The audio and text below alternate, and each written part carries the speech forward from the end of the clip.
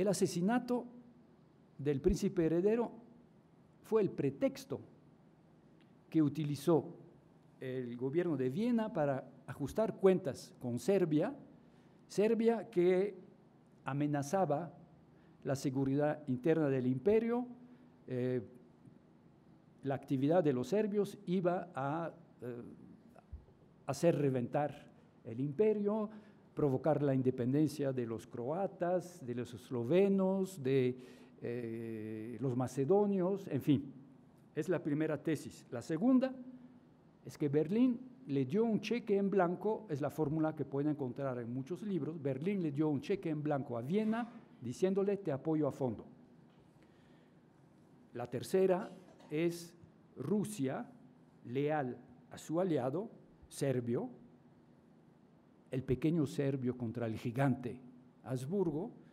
Rusia tenía que movilizar su ejército y tenía que hacerlo temprano, sin intención de ir a la guerra, porque por su inmensidad y la lentitud de su sistema ferroviario, pues tenía que anticipar la movilización. Movilización no significaba guerra. Cuarto, se nos dice, hay un engranaje implacable, y eso yo lo enseñé muchos años, ahora cambio un poco de opinión. Todo el sistema de alianzas hacía que, como la teoría de los dominós, todo va a caer y no se puede, ¿no? Si Austria le declara la guerra a Serbia, Rusia tiene que declarar la guerra a Austria, Alemania, aliada de Austria, tiene que declarar la guerra a Rusia, Francia, aliada de Rusia, tiene que declarar la guerra, e Inglaterra, aliada de Francia, tiene que entrar en la guerra. Y los estados mayores también tienen su calendario de movilizaciones, y esos dos engranajes hacen que la guerra era inevitable. Y finalmente se insiste mucho en la violación de la neutralidad belga, que obligó, es lo que dicen, Inglaterra, que no quería ir a la guerra, pero esa violación de la neutralidad indignó tanto Inglaterra que tuvo que ir a la guerra. Vamos a revisar cada uno de esos puntos. El primer punto es el Imperio Austrohúngaro. Realmente estaba amenazado internamente por Serbia, por el proyecto serbio. Efectivamente, el proyecto serbio era, todas esas pequeñas naciones de esa época eran megalómanas. Grecia soñaba con una gran Grecia, Serbia soñaba con una gran Serbia, que fue la Yugoslavia de después de la Primera Guerra Mundial, la que reventó hace 25 años, con Croacia, Eslovenia, Bosnia-Herzegovina, Macedonia, todos territorios en ese momento del Imperio Habsburgo. No estaba amenazado. Tan es así que durante los 4 años y 3 meses que duró la guerra, todas esas naciones que acabo de mencionar pelearon lealmente en uniforme austriaco, sin deserciones, existía un patriotismo dinástico hacia la figura del emperador. No era una nación, era un imperio multinacional, pero ese imperio no se derrumbó en la prueba de la guerra. Fue destruido al final por la derrota militar y la decisión de los vencedores.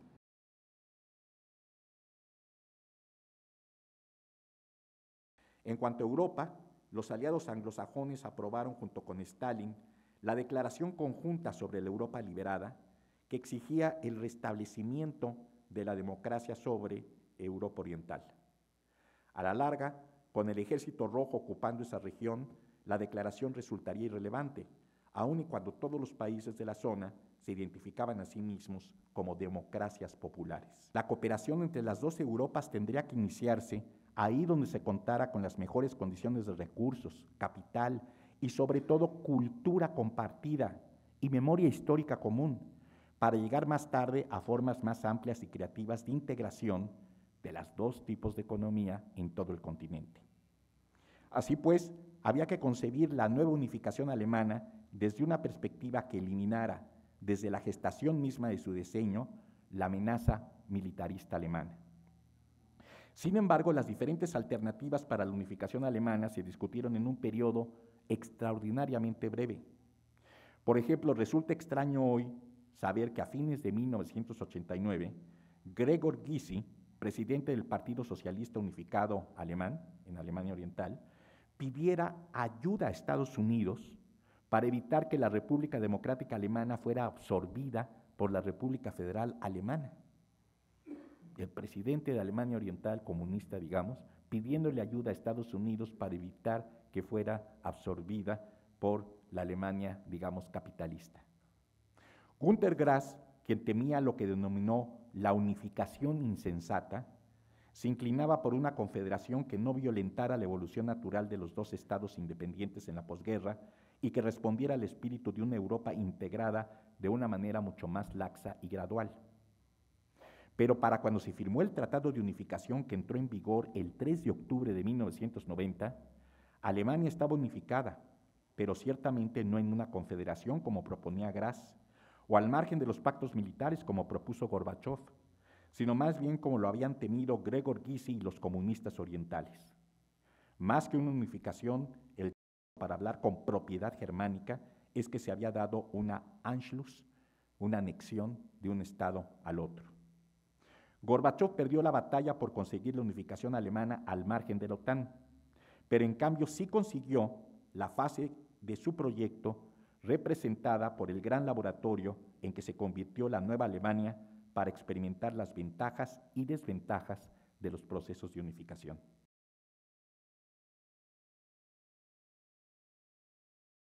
En el 57 hay un gran congreso de partidos comunistas del mundo en Moscú para celebrar el 40 aniversario de la Revolución Bolchevique, y ahí Mao está en desacuerdo con Khrushchev. Khrushchev decía que las armas atómicas, el concepto de los partidos comunistas es, las armas atómicas son tan peligrosas que no puede haber guerra ya. Entonces tenemos que negociar, tenemos que tener una distensión con el capitalismo. Uno, dos, el poder lo pueden ganar los comunistas no solo por revoluciones, sino también por procesos electorales. Mensaje dirigido al Partido Comunista Italiano, básicamente. Y Mao se opuso, dijo, esto no tiene sentido. Entonces Mao tejió aquella frase que decía, la guerra no la queremos nosotros, pero aunque no la queramos, tarde o temprano nos va a imponer el imperialismo capitalista. Y sí, se va a morir una mitad de la población, pero nosotros la podemos reproducir. Así que, entonces terminó con una frase que decía, las bombas atómicas y el imperialismo norteamericano son meros tigres de papel. Y ahí empieza una división sino-soviética que se acentúa en los últimos años de los 50, y en los 60 llega una ruptura, excepto que mantienen embajadas en los dos lados, y en 69 casi van a la guerra completa los dos aliados, sin que se hubiera denunciado el tratado de 1950, que era por 30 años, y que murió de muerte natural en 84. Mao se había retirado del poder o de la acción y se dedicó a recorrer el país para hacer proselitismo, hasta que a fines de 65, pero sobre todo a mediados de 66, lanza su experimento, la Gran Revolución Cultural Proletaria. Y este es un movimiento, él tomaba la idea, era muy, dicho simplistamente era así.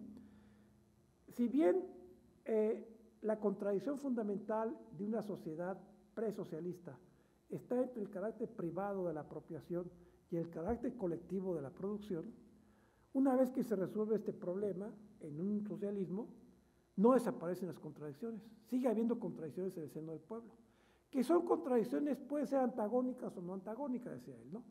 Segundo, una vez que tenemos la infraestructura de una sociedad que es la economía socializada, de todas maneras los fenómenos de la superestructura, el derecho, la cultura, influyen a la infraestructura. Entonces, si queremos ser comunistas en serio, hay que purgar la cultura, hay que hacer una cultura proletaria. Ese era, digamos, su mensaje, pero también tenía otras intenciones, y las otras intenciones eran castigar a sus camaradas que habían rectificado su proyecto del gran salto adelante. Entonces se lanza, la Revolución Cultural duró teóricamente 10 años, pero la etapa más conflictiva fue entre 1966 y 1968. En ese periodo China estuvo al punto al borde de la guerra civil. Se purgaron, se maltrataron, las masas maltrataron, sobre todo juveniles, sacaron de sus casas y de sus oficinas no solo a las autoridades gubernamentales, sino a los altos dirigentes del Partido Comunista. El presidente de la República y secretario del partido, segundo en la jerarquía del partido, Liu Shaoqi, lo sacaron, lo maltrataron tanto que murió, se supo después que había muerto abandonado en una cárcel en el 69. Deng Xiaoping no lo maltrataron tanto, lo mandaron desterrado al sur de China. Y solamente quedaron algunos. Cuando Mao se dio cuenta que estaban al borde de la guerra civil, entonces echó marcha atrás, desmovilizaron a los guardias rojos y otros grupos, mandaron al campo a unos 14 millones de jóvenes para que aprendieran de las masas del campo. Y empezó a restaurar el orden, pero de un país desmantelado. Un partido comunista desmantelado, fundan los gobiernos revolucionarios profesionales que yo todavía me tocó ver en 72, que era como la Comuna de París, una conjunción de cuadros del partido, sobrevivientes de la Revolución Cultural, nuevos grupos de masas y soldados, ¿no?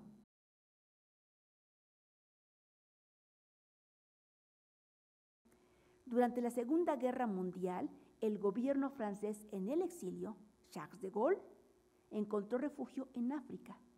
Entonces, a cambio de que en África le dieron refugio, él prometió a los africanos que tan pronto terminara la guerra, les iba a dar la independencia. La gran mayoría de la población africana de las colonias francesas, 99% fácilmente, eran considerados como nativos, como incivilizados. Y una pequeña proporción eran considerados como ciudadanos franceses. Entonces les promete que van a tener la independencia, que van a tener derechos, etcétera, etcétera. Al terminar la Segunda Guerra Mundial, subrayo, los africanos ya tenían otra forma de pensar, ya conocían a gente distinta, en fin, y empiezan a exigir precisamente lo que les habían prometido. En el caso de Francia, aquí es interesante porque en 1944 el gobierno francés decide suprimir la categoría de nativo y considerar a todos los ciudadanos, a todos los africanos de las colonias como ciudadanos. Esto implicaba darles derecho de voto. Y poco después someten a aprobación de la población negra una fórmula de comunidad entre las colonias francesas y Francia, que en la práctica era una forma de perpetuar la colonización, pero disfrazada. Le daban ciertos, por ejemplo, los africanos iban a tener derechos de elegir ciertos órganos, etcétera, etcétera, pero el control de lo básico, por ejemplo, de la moneda, de la defensa, seguiría en manos de Francia. Entonces, bueno, obviamente hubo, sobre todo un país, en esa época un territorio colonial, en donde su dirigente dijo, no, esto es un disfraz, nos prometieron la independencia, nos prometieron que íbamos a ser libres, y eso es lo que queremos. Y eso fue en 58, Guinea, lamentablemente tenía la fotografía, pero no la traje, y Guinea cuando dice no a la comunidad, como en cascada, prácticamente todas las demás colonias francesas en África van a sumarse a decir, no, nosotros también queremos la independencia. Generalmente las independencias de las colonias francesas fueron pacíficas, salvo una gran excepción, Argelia. Los franceses pensaban que Argelia eternamente iba a ser territorio francés. Y en Argelia, ahí tuvo que haber una guerra de liberación, una guerra armada en contra de la colonización, en donde los franceses cometieron verdaderamente abusos de poder, violaciones de derechos humanos terribles, pero el africano promedio lo ignoraba. Piensen que nosotros ahorita con el internet, con todo ese tipo de cosas, pues sabemos lo que está pasando en África, lo que pasó hoy en la mañana o yo qué sé, ¿no? Pero en esa época los africanos no tenían ninguna forma de comunicación, por ejemplo, no sabían qué estaba pasando en Argelia. Pero además era tan grave la guerra de Argelia que muchísimos franceses no sabían qué estaba pasando en Argelia, no sabían que se estaba llevando a cabo una guerra colonial sucia. Y fue hasta que el Frente Nacional de Liberación de Argelia decidió poner una bomba en un cine en Francia, en donde de repente los franceses dijeron, bueno, ¿y quiénes son estos? ¿Qué está pasando?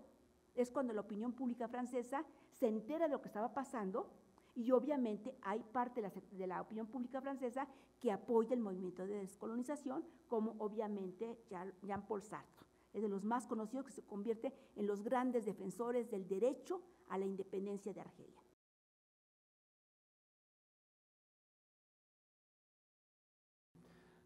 Sobre todo como resultado de la desarticulación del imperio chino, pero no necesariamente la colonización de China, son dos cosas diferentes. La apertura forzada de Japón en 1854, también sobre la base de la imposición de tratados desiguales, primero por Estados Unidos y después por otras potencias europeas. Y sobre todo lo que me parece más importante, que tiene que ver con la temática que nos interesa hoy, es la modernización del Japón iniciada en 1868, es decir, en el último tercio del siglo XIX, y que en el transcurso de 20 o 30 años permitió a Japón convertirse también en una potencia colonial y disputar en pie de igualdad a las potencias coloniales en términos de producción económica, industrial, de capacidades militares, etc. Entonces Japón se convirtió en la primera potencia no occidental en poder competir con los occidentales, y eso tuvo una importancia decisiva. En 1875, a través de un acuerdo nipo-ruso, los japoneses ceden la isla Sajalín a los rusos y a su vez obtienen el control de las Islas Kuriles. Si ustedes ven un mapa, déjenme ver si tengo uno, se trata de islas que, no, creo que no, situadas al norte de Japón, que permiten el control del extremo oriental de Rusia a través del Océano Pacífico. Entonces son islas estratégicas. Cabe pensar la torpeza de los rusos para ceder territorios estratégicos en esa área. En el 1894, primera guerra sino-japonesa, los japoneses obtuvieron el control de la península coreana y de Taiwán. En 1898, en la guerra hispano-estadounidense, España termina cediendo Cuba y Puerto Rico en el Golfo de México, y las islas Filipinas y Marianas en el Océano Pacífico. Y en 1905, en la guerra ruso-japonesa, los japoneses controlan nuevamente la mitad de la isla Sajalín que antes habían cedido a los rusos.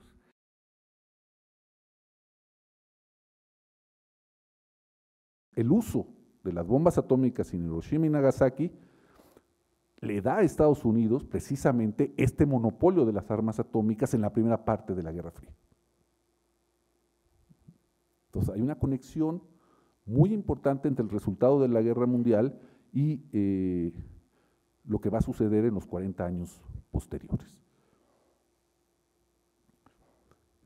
Quizás la manera más sintética de entender, de definir qué es la Guerra Fría es lo que algún historiador ha llamado la ruptura o el fin de la Gran Alianza. ¿Qué es la Gran Alianza? Básicamente la constitución de un esfuerzo bélico entre Estados Unidos, la Unión Soviética, Francia en menor medida, Gran Bretaña en una medida muy importante y algunos otros actores menos relevantes para esta explicación, contra otro bloque geopolítico que llamamos el Eje, que básicamente es Alemania, Italia y Japón. La gran alianza que se rompe es la de los triunfadores. Esa es la alianza que se rompe. Se articulan alrededor de Estados Unidos, con matices, pero se articulan Gran Bretaña e Inglaterra. Y recuerden aquí quiénes son los grandes damnificados de este proceso de descolonización, justamente los países europeos. Estados Unidos no sufre, no es víctima de la descolonización porque no tenía colonias. Tenía otras maneras de influir, pero no tenía colonias. En cambio Bélgica, en cambio Francia, en cambio Gran Bretaña, en mucho menor medida Alemania, en mucho menor medida Italia, son potencias coloniales. Si agregamos a la destrucción de las infraestructuras y a la pérdida de recursos humanos de la Segunda Guerra Mundial lo que significó la descolonización, nos estaremos dando cuenta cómo efectivamente Europa deja de ser, no rápidamente, pero deja de ser un punto de referencia obligado y la historia como que se expande, al menos en términos de la propia Guerra Fría. Ustedes podrán imaginar lo que significó para Gran Bretaña perder la India.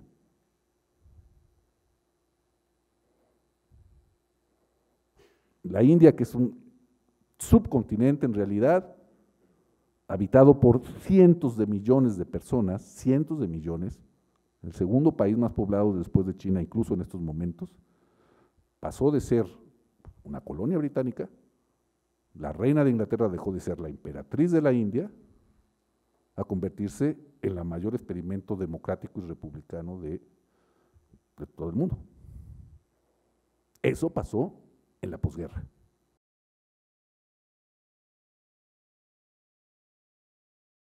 Los mandatos van a ser la forma política de gobierno en todas las provincias árabes, antiguas provincias árabes del Imperio Otomano, durante el periodo de entreguerras, de final de la Gran Guerra, de la Primera Guerra Mundial, a final de la Segunda Guerra Mundial. Tendremos en control de la región en términos políticos, principalmente a Francia y a Gran Bretaña, y eso ¿qué proyectos desplaza? ¿Sí? Esa es una pregunta importante. Pues, entre otros, desplaza, aquí tenemos a Faisal, hijo de Sharif Hussein, este hombre gobernador de la Meca, que se levanta, le hace la guerra al imperio y a su manera la gana, ¿sí? Porque queda en control. Faisal está en Damasco cuando termina la guerra, bueno, está a 4 horas de marcha de Damasco.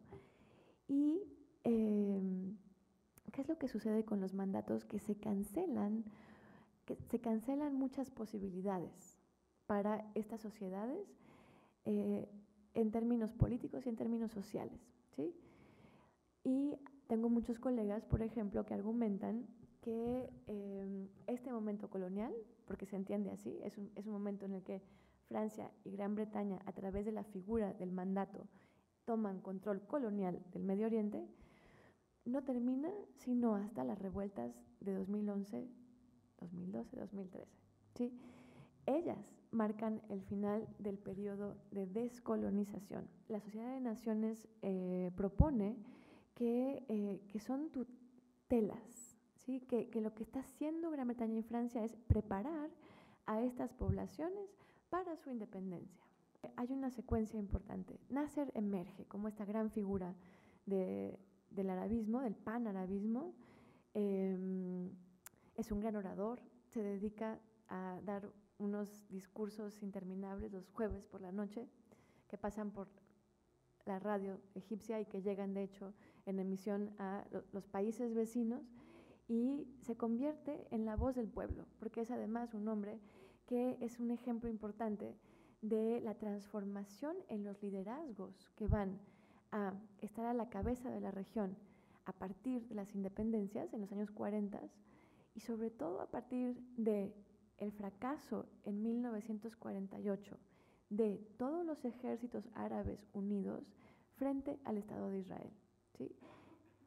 El hecho de que Israel sobreviva implica una deslegitimación de todas las élites, de todos los liderazgos políticos en los estados árabes, que era el final de aquellas élites otomanas que tuvimos colaborando con la presencia colonial durante los mandatos y que a partir de este momento caen una tras otra, derrocadas por nuevos líderes populares, muchos de ellos que, con trayectorias al poder a través del ejército.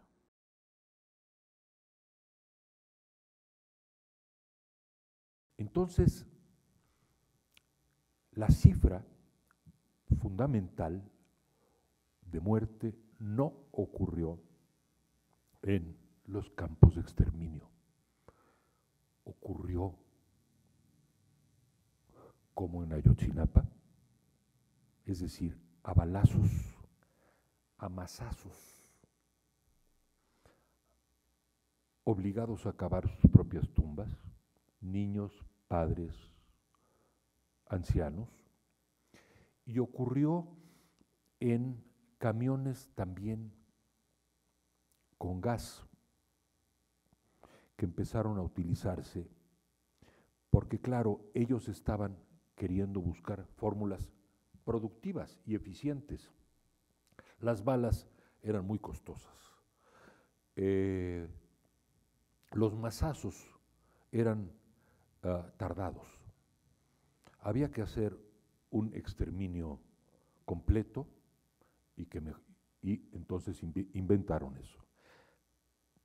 El mayor número de judíos en Europa estaba en Europa del Este. Es lo que quiero transmitirles a ustedes. Estaba en Polonia, Ucrania, Bielorrusia, Letonia, Estonia. Esos países de la Europa del Este. En Europa solo había 3,5 millones o 4 millones. En pequeñas ciudades y en pequeños pueblitos llamados shtetls.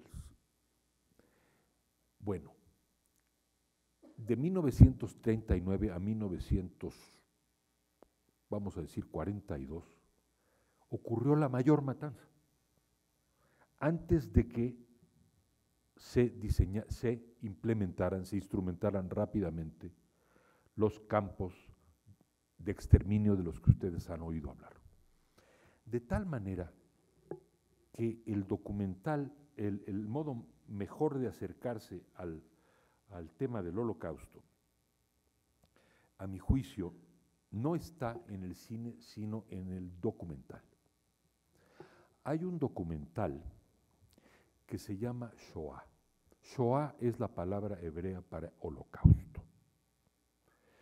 Este documental pasó en México, su autor, ¿cómo se llama?